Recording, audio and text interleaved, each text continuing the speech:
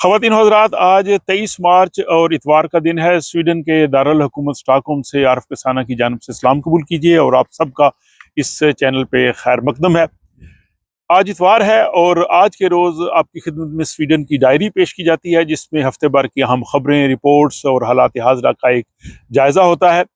और आज 23 मार्च है। अहले पाकिस्तान आज अपना कौमी दिन मना रहे हैं, तो यौम पाकिस्तान के मौके पे तमाम अहले पाकिस्तान को मेरी जानब से दिली मुबारकबाद।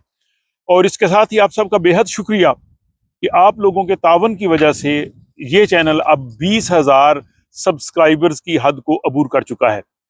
आप लोगों का तावन इसी तरह से जारी रहा तो आपको अहम खबरें, मालूमात, यहाँ के हालात हाज़िरा और दीगर बहुत अहम व्लॉग्स जो हैं वो देखने को मिलते रहेंगे। मैं आपका शुक्रिया अदा करता हूँ और आपसे यही तवक्को रखता हूँ कि आप इसी तरह से जो है वो तावन जारी रखेंगे। अब हम चलते हैं हफ्ते भर की स्वीडन की अहम खबरें। तो सबसे पहली खबर यह है कि हुकूमत और हुकूमत की जो इत्तेहादी जमात है SD, स्वीडिश डेमोक्रेट्स, उन्होंने जो स्प्रिंग बजट है, बाहर का बजट, उसमें लोगों को मजीद रिलीफ देने का फैसला किया है। और इस हवाले से जो रूट ऑफ द्राग होता है, यानी घर के काम के लिए जब आप कोई मजदूरी देते हैं, सर्विसेज करवाते हैं, तो उसमें जो टैक्स की रिडक्शन थी वो पहले 30% थी, अब उसको 50% कर दिया गया है। यानी अब अगर आप घर का कोई काम काज करवाते हैं, किसी किस्म का भी कंस्ट्रक्शन का या रेनोवेशन का, तो उसमें जो आप उनको पे करते हैं, तो उसमें से आपको जो है वो 50% जो है वो टैक्स की सूरत में वापस मिल जाएगा। ये इसलिए किया गया है कि हुकूमत चाहती है कि जो ब्लैक मार्केटिंग है उसको रोका जाए और लोग जो है वो कानूनी तरीके से ये अपना जो है वो सारे काम करवाएं। इसके साथ ही जो स्प्रिंग बजट है उसमें मजीद रकम रखी जा रही है ट्रेनिंग जॉब्स के लिए, समर जॉब्स के लिए, सड़कों की जो है वो मरम्मत के लिए, ताकि ये मनसूबाजात जो है वो भी तकमील को पहुंचे। इसके बाद इस हफ्ते की एक अहम खबर यह भी है कि स्वीडन का जो मरकजी बैंक है, रिक्सबैंक, उसके जो सरबराह हैं, उन्होंने जो शरह सूद है उसको 2.25 पे बरकरार रखने का फैसला किया है। हालांकि बैनुल कौमी सतह पे काफ़ी कुछ ऐसी तब्दीलियाँ आई, लेकिन इसके बावजूद उन्होंने कहा जी कि ये शरह सूद अब 2.25 पे बरकरार रहेगी। और बहुत से जो है वो मुआशी माहिरीन, उनका ये कहना है कि ये सिलसिला जो है वो 2028 तक जो है चलेगा। तो अगर शरह सूद यही रहती है तो बहुत से लोग जो है उनको जो है वो काफ़ी रिलीफ मिलेगा, क्योंकि पहले ये शरह सूद जो है वो काफ़ी ज़्यादा थी। इसके बाद जनाब ऑक्सफोर्ड यूनिवर्सिटी में एक रिसर्च होती है और वो पूरी दुनिया के तमाम ममालिक का जायज़ा लेते हैं, उन लोगों से इंटरव्यूज़ करते हैं, वहाँ की लाइफ को देखते हैं और इसके बाद फिर वो एक रिपोर्ट मुरतब करते हैं जिसको वर्ल्ड हैप्पीनेस इंडेक्स कहते हैं। और उस रिपोर्ट के मुताबिक दुनिया के खुश रहने वाले बाशिंदे 8वीं मरतबा मसलसल जो है वो फिनलैंड के लोग हैं। तो फिनलैंड के लोग दुनिया में सबसे ज़्यादा खुश लोग हैं। इसके बाद दूसरा नंबर डेनमार्क का आता है, फिर आइसलैंड का आता है और इसके बाद स्वीडन का आता है। तो यानी नॉर्डिक ममालिक जो हैं वो दुनिया के सबसे खुश बशिंदे हैं, जो बहुत खुश हैं, हैप्पी हैं। और 5वें नंबर पे जो है वो जापान है और इसमें जो है वो बरतानिया जो है वो 23वें नंबर पे, 23rd नंबर पे, अमेरिका 24th नंबर पे है, पाकिस्तान 108 पे है, जबकि भारत जो है वो 126वें नंबर पे है। और सबसे कम खुश बाशिंदे अफगानिस्तान के हैं। ये आप अफगानिस्तान के हालात की वजह से जान सकते हैं। तो ये जनाब इम्पोर्टेंट रिपोर्ट थी वर्ल्ड हैप्पीनेस इंडेक्स के रिपोर्ट के हवाले से। इसके बाद जनाब स्वीडन से ये खबर भी आई है कि हर साल बहुत ज़्यादा खाना जो है वो ज़ाया होता है। तकरीबन 2 लाख टन स्वीडन में ब्रेड और जो इससे बनी हुई मसनूआत हैं बेकरी की, वो ज़ाया होती हैं। इसमें 1 लाख टन तो सीधी सीधी ब्रेड ज़ाया होती है। घरों में भी हम लोग ज़ाया करते हैं। हमें सोचना चाहिए कि दुनिया में बहुत से लोग जो हैं उनको खाना नहीं मिलता, और दूसरा ये है कि माहौल के लिए भी अच्छा नहीं है। और 80,000 टन जो है वो फीका बरूद, जो चाय के साथ खाने वाले बन वगैरह होते हैं, वो ज़ाया होते हैं। तो तकरीबन 2 लाख टन।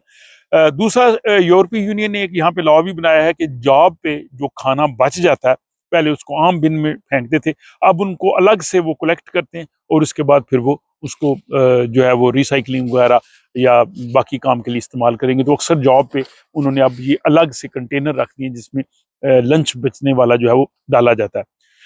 इसके बाद अगली भी अच्छी खबर है इकोनॉमी के लिहाज से कि स्वीडन में बिजली की कीमतें जो हैं वो इस स्प्रिंग में और इसके बाद गर्मियों के मौसम में, और उसके बाद जनाब आगे ख़ज़ां में जो है वो कम रहेंगी। तकरीबन 34 ओरे किलो वाट पर आवर के हिसाब से ये प्राइस रहेगी। तो ये कीमत भी अगर इस तरह से रहेगी तो लोगों को काफ़ी फ़ायदा रहेगा। ये विंटर भी बड़ा माइल्ड था, और अब आज 23 मार्च को मैं बाहर बैठ के व्लॉग बना रहा हूँ। मौसम काफ़ी खुशगवार है, हल्की ठंडी हवा ज़रूर है, लेकिन धूप में बैठने का थोड़ा मज़ा भी आ रहा है। इसके बाद जनाब अगली आप लोगों के लिए दोबारा याद दहानी कि आप लोगों ने अगर टैक्स की रिटर्न आपको मिल गई है, और अक्सर लोगों के पास बैंक आईडी होती है, तो अगर आप उसको डिजिटली जो है वो कर देंगे यस, अगर आपने उसमें चेंजेस वगैरह नहीं करनी 2 अप्रैल से पहले, तो फिर आपको ईस्टर से कबल जो है वो आपके टैक्स के जो पैसे वापस आपको मिलने हैं वो मिल जाएंगे। और आपको पता है ईस्टर जो है वो 20 अप्रैल को होगा, तो इससे पहले पहले आपको मिल जाएंगे। तो अगर आपने टैक्स रिटर्न अभी नहीं की तो आप भी कर सकते हैं। इसके बाद जनाब स्वीडन में जो तकरीबन 14 लाख के करीब जो है वो अपार्टमेंट्स हैं, लेकिन रहते हैं जिसमें लोग रहते हैं किराए के, जो वो हैं अपार्टमेंट्स, और उनके किरायों में जो है वो इजाफा हो गया है, और 2025 से उसमें तकरीबन 5% इजाफा हो गया है।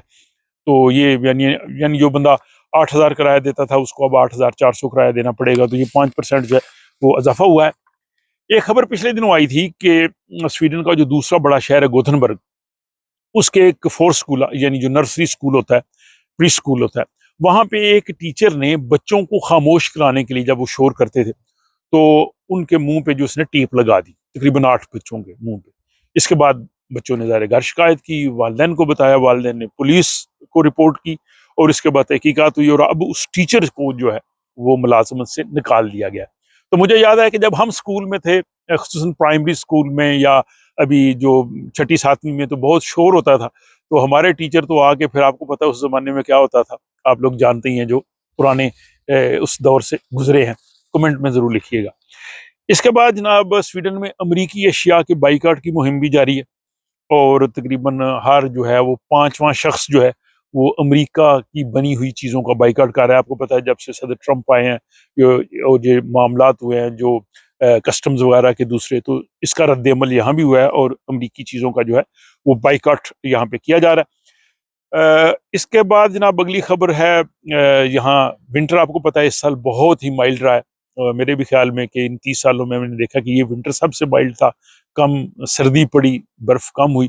उसका नुकसान ये है कि जो फास्टिंग या जिसको इंग्लिश में टिक्स कहते हैं, ये बहुत ज़्यादा जो है वो हुई हैं, और जनवरी के महीने में आम सालों की निस्बत 5 गुना ज़्यादा है।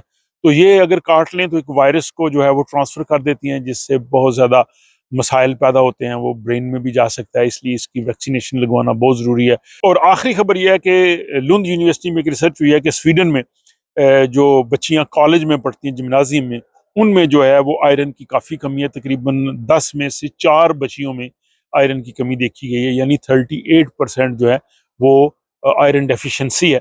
तो उसके लिए वो सप्लीमेंट्स ले सकती हैं। बहरहाल अपने डॉक्टर के पास वो आयरन चेक करवा सकती हैं।